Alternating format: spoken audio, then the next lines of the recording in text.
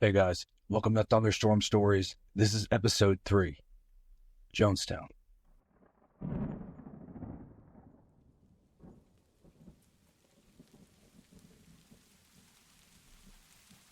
Have you ever heard the phrase, drinking the Kool Aid? They've drunk the Kool Aid. Meaning that somebody has fallen for or completely bought into a particular set of ideas that are usually either foolish or dangerous. Well, that phrase comes from this event that we're going to talk about today, where on November 18th, 1978, a total of 918 people, a third of which were children, killed themselves in a big mass group by drinking poisoned Kool Aid. It would come out later that not all of these deaths were voluntary, not all of them drank the poison willingly, and even some of them were shot to death. But still, imagine that headline at the time. Nearly 1,000 people all gathered together and killed themselves. Obviously a very disturbing story.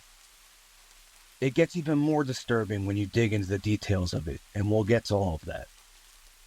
But the first questions that come to your mind are, how did this happen? Why? Who? Who talked them into this?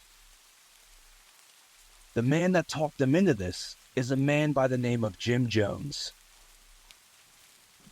Jim Jones, born James Warren Jones on May 13th, 1931 in Crete, Indiana, was from a very young age a strange personality. There were friends of his going back to when they were, 5 years old, living in the same neighborhood together, that from that age, from the age of 5, you could tell that Jim was a very different kind of kid. How different, you might ask? Well, he would often have funerals for roadkill that he would find and invite all the neighborhood kids to the funerals. And when nobody would show up, he would just host the funerals himself.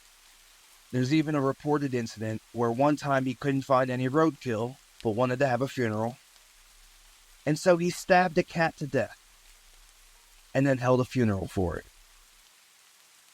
His father was a war veteran and disabled and a raging alcoholic and racist. His mother had to provide for the family, and I heard it said in an interview one time that she didn't have a single motherly bone in her body. And so, Jim Jones was mostly left to his own devices as he was growing up as a kid.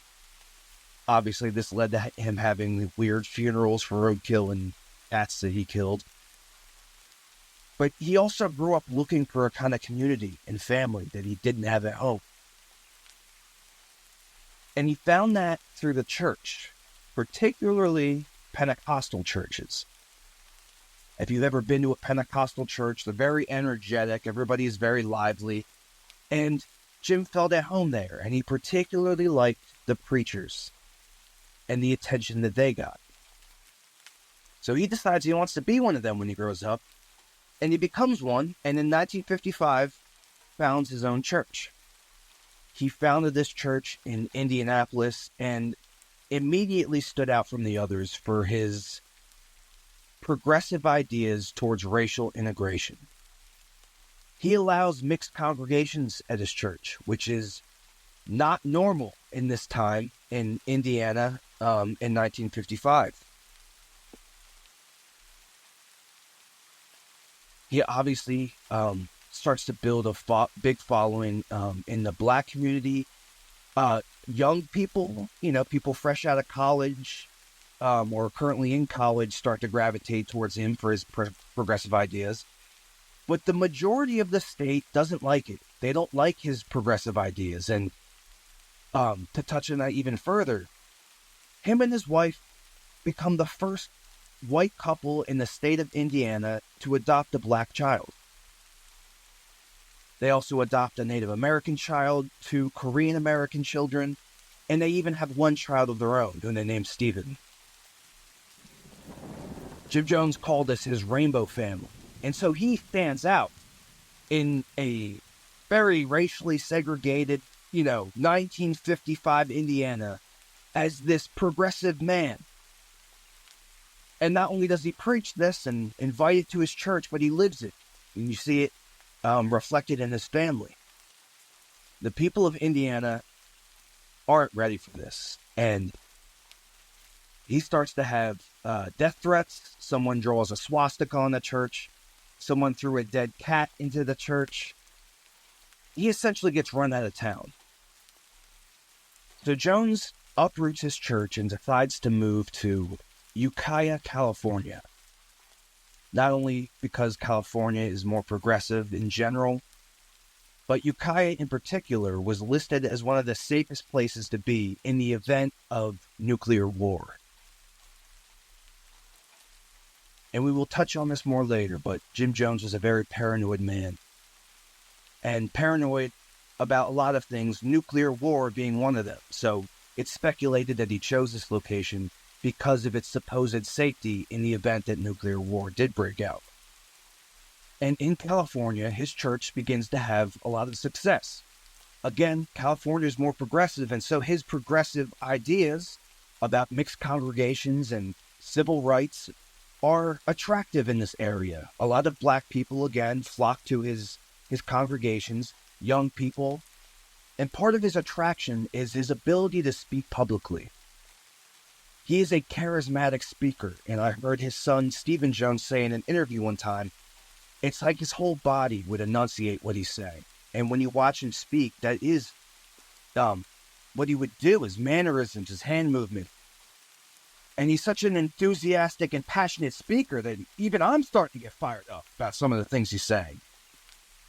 And he seems to be a genuinely morally good person. And, not only is he a pastor preaching the Christian Bible, but also social issues. And he's such a strong influence in the civil rights movement that he was literally cheered at an NAACP meeting. And later on would receive a Martin Luther King Jr. Humanitarian Award from a black pastor in San Francisco named Cecil Williams. Author Jeff Gwynne of The Road to Jonestown, Jim Jones and the People's Temple, said in an interview one time that if Jim Jones had been hit and killed by a car in the 1950s, he would be remembered today as one of the great leaders in the civil rights movement. He also preaches a lot about socialism and Marxism in his congregations. And this actually is another level of attraction that made him attractive to college students and people that were disenfranchised and liked the idea of communism or socialism. And as much as those are buzzwords today, we saw the results of the Soviet Union. At the time, what we know now wasn't known then, and it was thought of that socialist ideas and even the Soviet Union was a good thing. The Soviet Union at the time seemed to be working, at least outwardly. He also started having healing services where he would miraculously heal members of his church. One of the most memorable events of his healing is a situation in which an old lady was in a wheelchair. And in the middle of his sermon, Jim Jones looks at her and says, "Today's your day. We're going to heal those legs today." And he essentially commands her legs to be healed. And he tells her to stand up and walk. And this woman struggles to her feet and then takes a couple of shaky steps, and the whole crowd is losing their minds. And then she begins to get more confident, and the healing seems to be working, and she eventually starts running up and down the aisles of the church, and everybody's losing it. They can't believe their eyes. This woman who was wheeled in, that could not walk, is now running up and down the aisles. So people are just flocking to this man, and his influence begins to spread. His congregations begin to grow. They open up multiple churches across California, one in San Francisco. And not only is his influence growing with the general public, but his power is beginning to grow. And he starts to get involved with politics.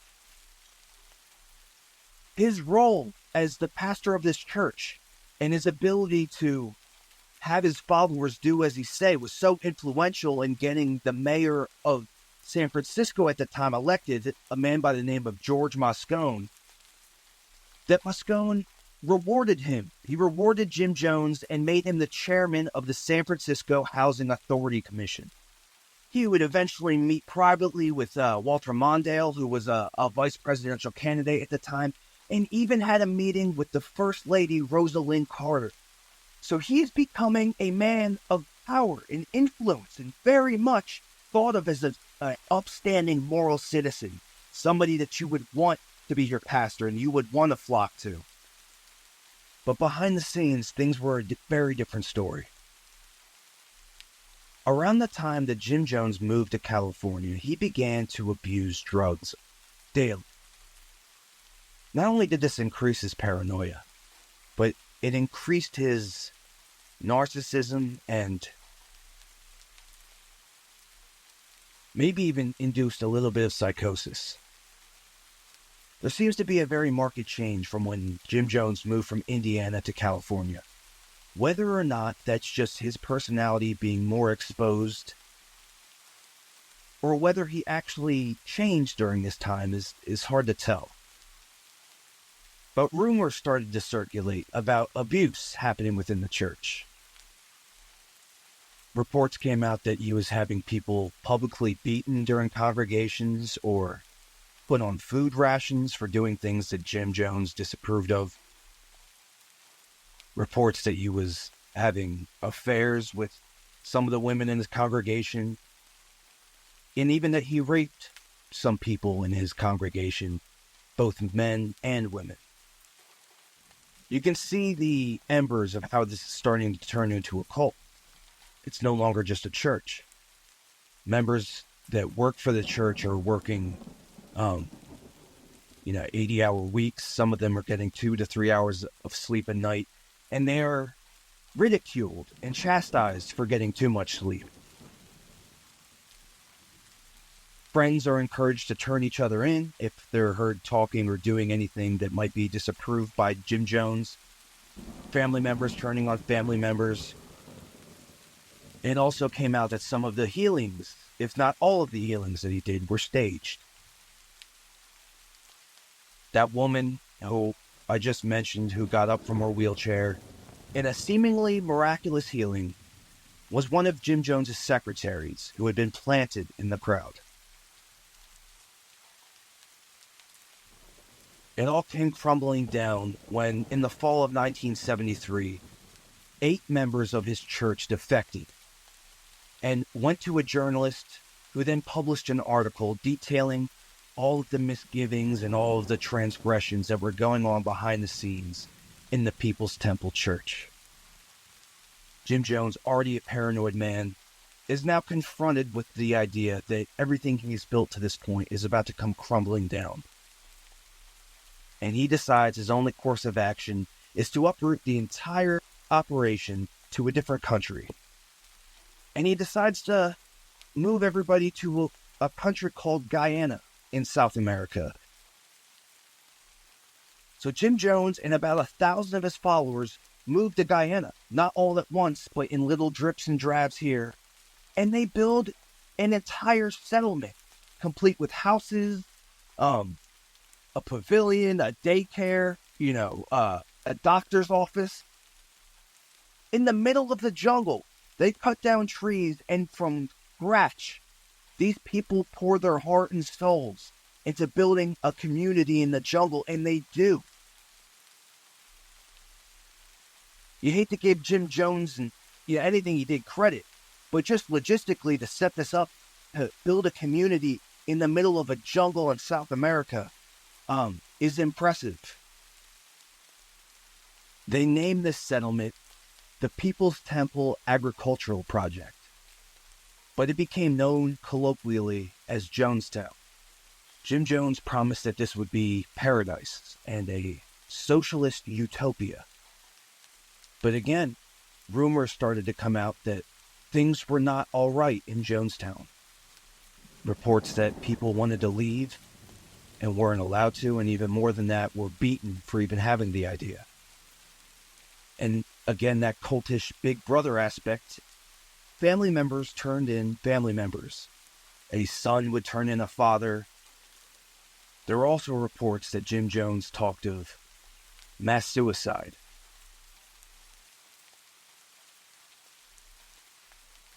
Part of how Jim Jones kept his control is he kept people in a constant state of fear. Jim Jones was himself legitimately paranoid, but he also used his paranoia to keep everybody else in line.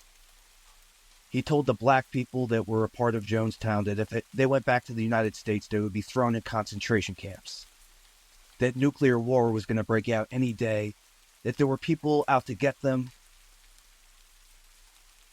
In Jonestown, he would have these things called white nights. Now, what that is during the night, he would come on the loudspeaker, and he had a loudspeaker system set up all over Jonestown. And even when he wasn't on it in real life, it was on a recording. And so you were constantly hearing Jim Jones's voice anywhere you went. Again, another aspect of this big brother thing, and another part of how he, had these people controlled so well. But you have these white nights where he would call people on the loudspeaker to come to the pavilion. It's an emergency. And on one occasion, he even had some of his security team in the jungle shooting rubber bullets to make it sound like there was a gunfight happening. And Jim Jones was telling people that, they were out to get them. That the time had come, they all needed to kill themselves. And so he hands out punch, Kool Aid, whatever it was, and says it's laced with poison, and that they'll all be dead within 45 minutes. And so most of the people did drink it, and they all waited and waited. And after about 45 minutes, when they should all be dead, Jim Jones told them that it wasn't poison, that it was just a loyalty test. Jim Jones controlled all the communication that happened to Jonestown, too. There's no cell phones at this time. There's no phones in general. There's no internet available in the 70s. And any letters are screened by Jones coming in and out of Jonestown. So it's amazing that any rumors even made it out. But rumors somehow circulated to the family members and friends of these Jonestown residents that things were not okay in Jonestown. And so they formed a group and literally called themselves the Concerned Relatives. And they wrote letters to Congress detailing everything they had heard and demanding that something be done, that there be an investigation into what's going on in Jonestown. And they get the attention of one congressman, a man by the name of Leo Ryan. Leo Ryan was a member of the U.S. House of Representatives from California's 11th District. He decides that he's going to take a delegation to go and investigate Jonestown. And part of this delegation is him, his assistant, members of the Concerned Relatives, and members of the media. So in November of 1978, Ryan leaves and goes to Guyana and has the intention of investigating Jonestown. But initially, Jim Jones doesn't let him in. And he has lawyers there, and his lawyers tell him that he's not allowed to enter. And so while Jim Jones is stalling, he's having everybody in Jonestown rehearsed for when the congressman comes to visit. Everybody's going over their lines, what to say, what not to say. They're cleaning the place up. They're making it look all nice. And so eventually the congressman is allowed into Jonestown. And every single person they interview is emphatic that they don't want to go back to the United States, that they love it in Jonestown. And the members of this, delegation being led by Congressman Leo Ryan are genuinely impressed. Not only is everybody seemingly happy and loving it, but as I said earlier, to build a community in the middle of the jungle in South America is not an easy task, and they seem to be thriving here. And so at night that same day, they're all gathered in the pavilion. And Congressman Leo Ryan gets up on stage and he says, regardless of The rumors I've heard, it seems that at least some people here believe this is the best thing that's ever happened to them. I'm paraphrasing, but he seems to be genuinely convinced that everything's okay in Jonestown. But as one of the news reporters is making his way around the pavilion, he starts walking down an aisle where a man by the name of Vernon Gosney is seated. And Vernon mistakenly thinks that this news reporter is the Congressman Leo Ryan. And so as the news reporter's walking by, Vernon sticks out his hand with a note in it and tries to stick it into the crux of the news reporter's arm. But it doesn't stick and it falls to the ground. And so Vernon picks it up and then hands it to the news reporter saying, "Here, sir, I think you dropped this." Well, there's an 8-year-old boy sitting nearby that sees all this happening. And he immediately yells out, "He passed a note! He passed a note!" The news reporter takes the note and walks away, and what it said disturbed him and the entire delegation of Congressman Leo Ryan. The note said that both him and another Temple member wanted to leave, and they needed help getting out of Jonestown. Congressman Leo Ryan would then go up to Vern Gosney to confirm this and ask him if he wants to leave. And Vern says he does. And he insists that they leave that night. Vern knows that you can't just leave Jonestown. That you would get beaten just for the idea. As I said, in this cult, people were encouraged to turn each other in. Vern has like a 5-year-old son that he still hasn't told that he's leaving because he's afraid his son will turn him in. He knows the paranoia of Jim Jones, and he knows that everybody there is in grave danger. But Congressman Leo Ryan assures him that they're safe and they're under the protection of the U.S. government. The next morning, Congressman Leo Ryan and his group start to do more interviews. They want to see if there's anybody else that's trying to leave Jonestown. And as the rumors started to circulate about people leaving, and it was confirmed that Vern Gosney was leaving Jonestown, it gave other people the courage to say that they wanted to leave. And before you knew it, about a dozen people had said they want to leave Jonestown. And as the rest of the members of Jonestown heard about this, the tension in the air began to grow thick. Not only can Jim Jones not believe that people are leaving, but the other members of Jonestown can't believe it either. And survivors of Jonestown that were interviewed said there was so much tension in the air. They knew something bad was about to happen. So Congressman Leo Ryan orders 2 charter planes to come and pick them up at an airstrip that's about a 30-minute drive outside of Jonestown. So he gets all the defectors and many members of his own party aboard a truck that's going to take them to the airstrip. But Congressman Leo Ryan wants to stay behind in case there's other people that come forward that say they want to leave.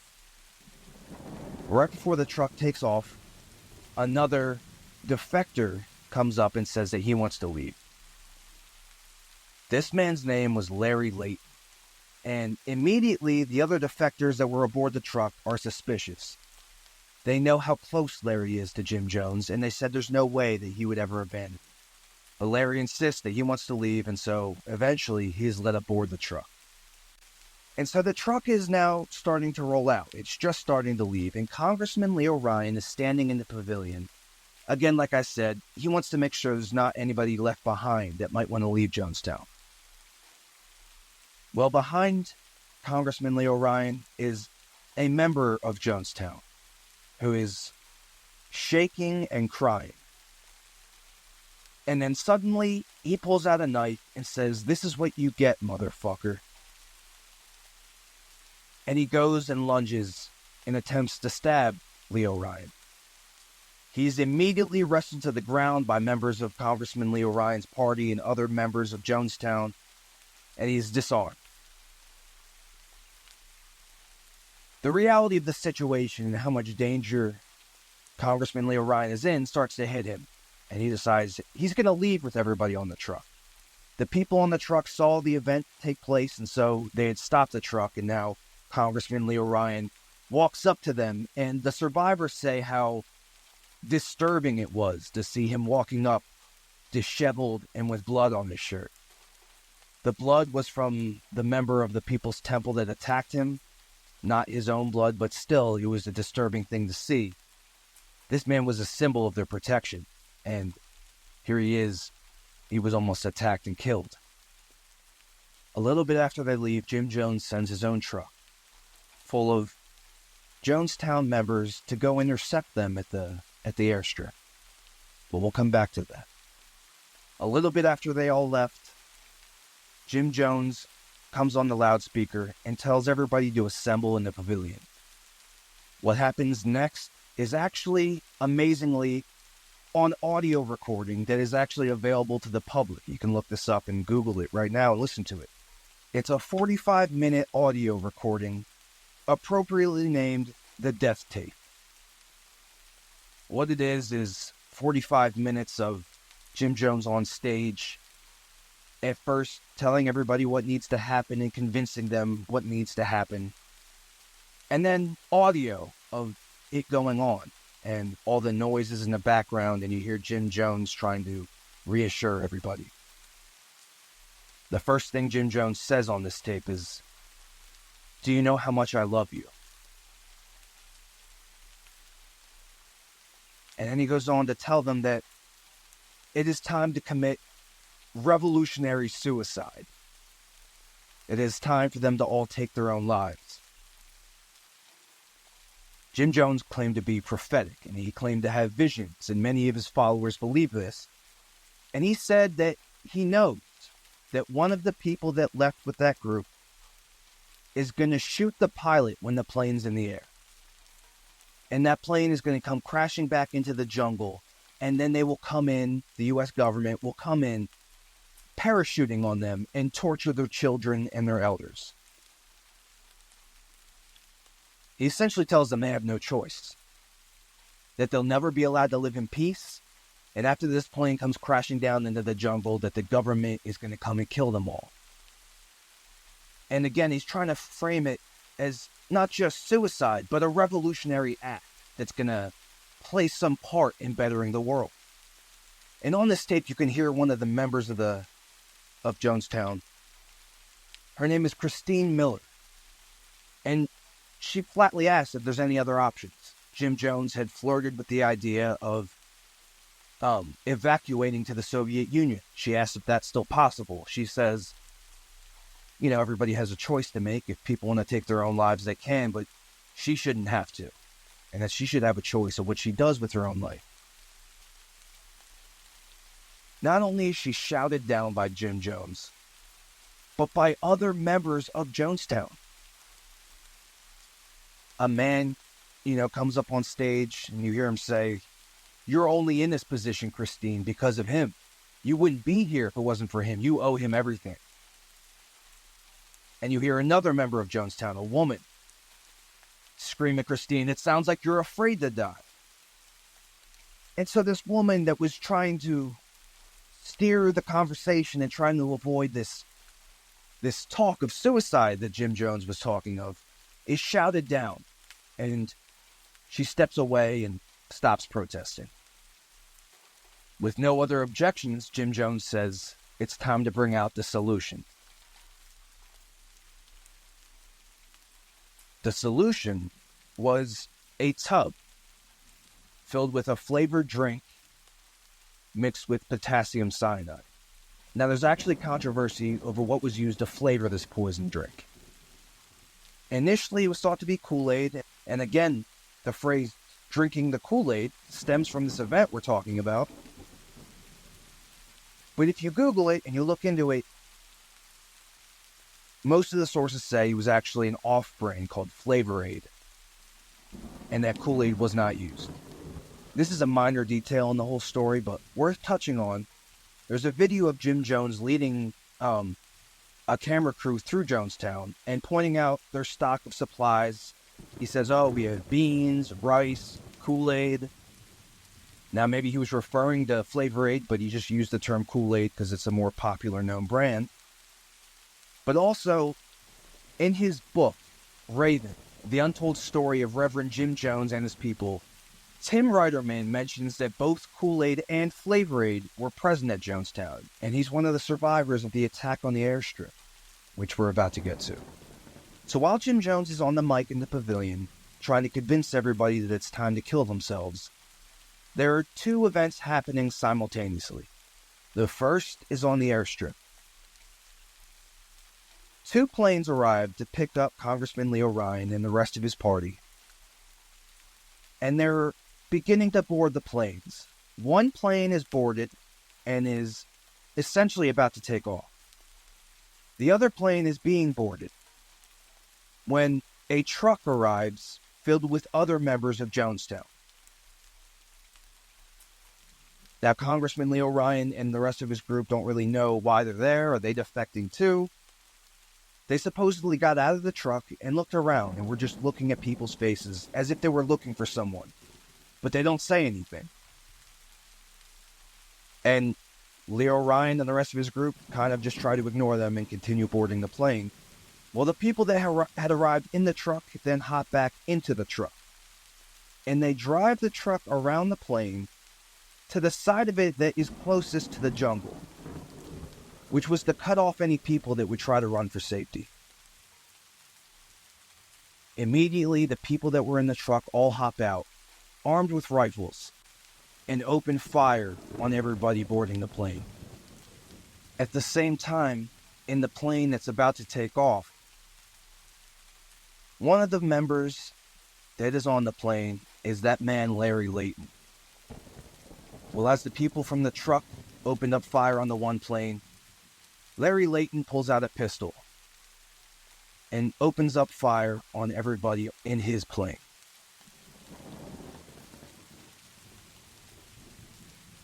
The results of this were 11 people who were injured, 3 of whom critically, and it's a miracle they survived, and 5 deaths, including Congressman Leo Ryan, who had died after being shot over 20 times.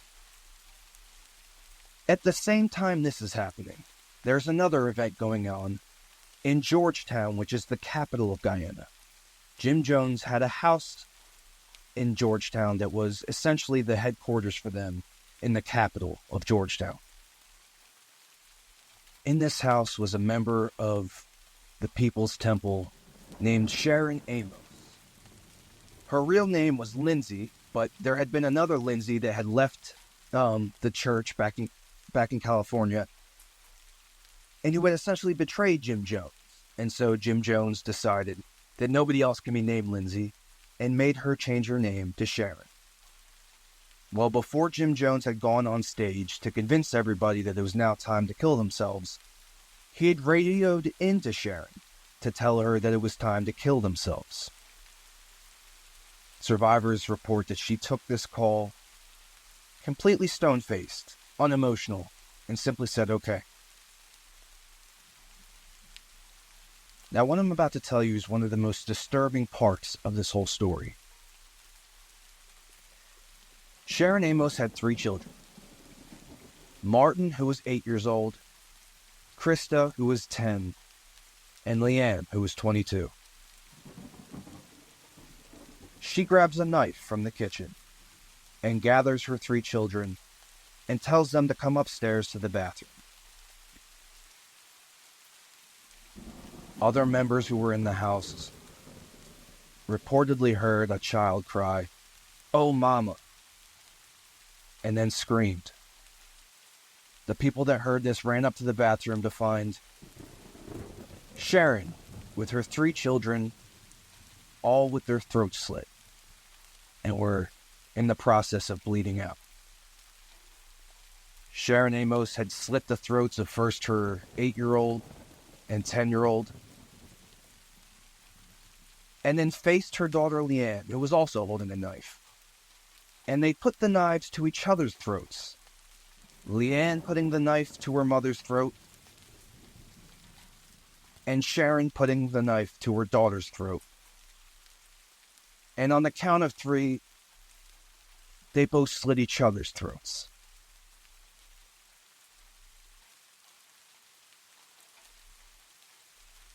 Meanwhile, back in Jonestown, people are beginning to drink the poison.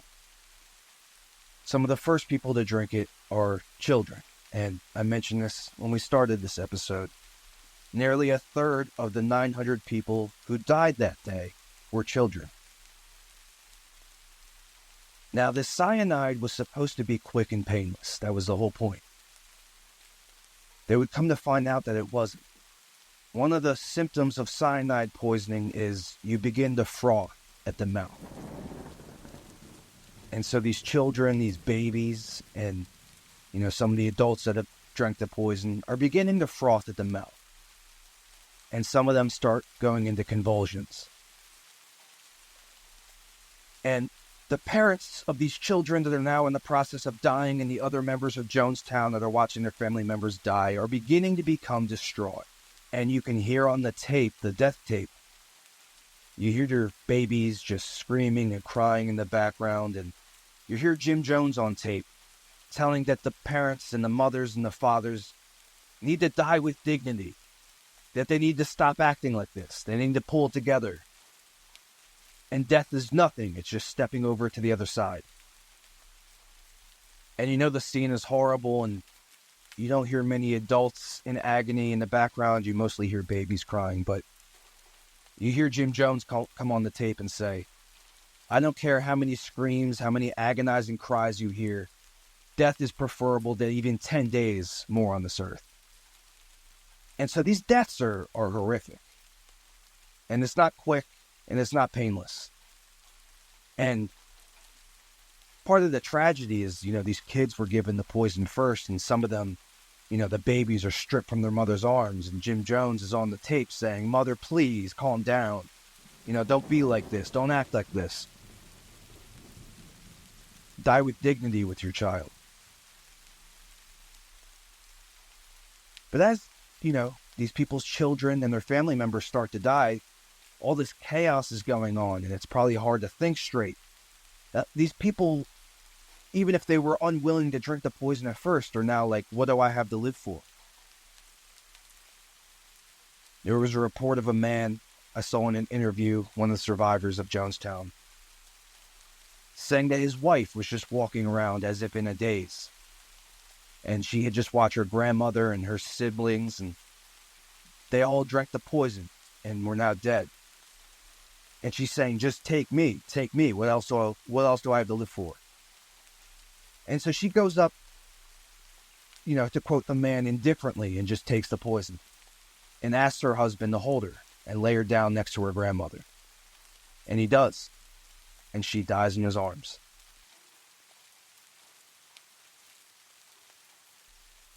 As I said, not everybody drank the poison willingly. Jim Jones had placed armed guards around the pavilion, and it's reported that there were a few people that were shot trying to leave. Jim Jones was going down, and he wanted to take everybody with him. But apparently the deaths that Jim Jones witnessed were so horrific that he decided he didn't want to drink the poison that everybody else drank. And he either killed himself by shooting himself in the head, or he had somebody else do it. Autopsy reports point to it being self-inflicted. Jim Jones's only biological son, Stephen Jones, who was actually a part of the Jonestown basketball team and not there at the time of the massacre, him and the team were in Georgetown, he said that his father would have never killed himself. He was too much of a coward. And he almost certainly had somebody else do it. Nearly 1,000 people died that day in a matter of an hour. The pictures available of Jonestown in the aftermath are just so sad to look at. You see the pavilion, and then you see surrounding the pavilion just bodies holding each other, piled on top of each other. What makes this so sad is, I heard this in one of the documentaries I was watching to prepare myself for this episode, is nobody joins a cult. All these people Every single one of them thought they were doing some good in this world. Many of them were genuinely good human beings. The biggest question a lot of people have is whether Jim Jones planned this the entire time, or was this a spontaneous, we need to just take our own lives because of Congressman Leo Ryan visiting and defectors and whatnot. And there's no doubt that was the catalyst for the event happening, but Jim Jones had been planning this for a very long time. And the biggest evidence for that is his collection of cyanide poison. He had obtained a jeweler's license because jewelers can use cyanide to clean gold, and had been stockpiling cyanide for a very long time. And they had tested the efficacy of cyanide as a poison. Jim Jones had a doctor working for him, and the doctor had written to Jim Jones saying that he was going to test their shipment of cyanide to see how effective it was on a pig. And, you had this doctor that was essentially working for Jim Jones and his plot to commit this mass murder. Jim Jones had been there for people, and this doctor was a former drug addict that he had basically drug off the streets and turned to a functional member of society. And you can see why people follow Jim Jones. He's charismatic. Outwardly, if you didn't dig too deep, seemed to be doing genuinely good things. As I said, turning this drug addict into a doctor. And this whole event just goes to show how easy it is to fall for something like this. I mean, 1,000 people is a lot of people. And they all believe wholeheartedly what Jim Jones was preaching. There are some learning lessons that can be taken out of an event like this. And part of me doing this podcast is to bring these kind of stories to light. And maybe bring some of those learning lessons to light. If you enjoyed this episode and want to hear more like it, please check out the other episodes I have out, and make sure to follow and subscribe so you can be in the loop for when the next one comes out. Thank you guys for tuning into this episode of Thunderstorm Stories.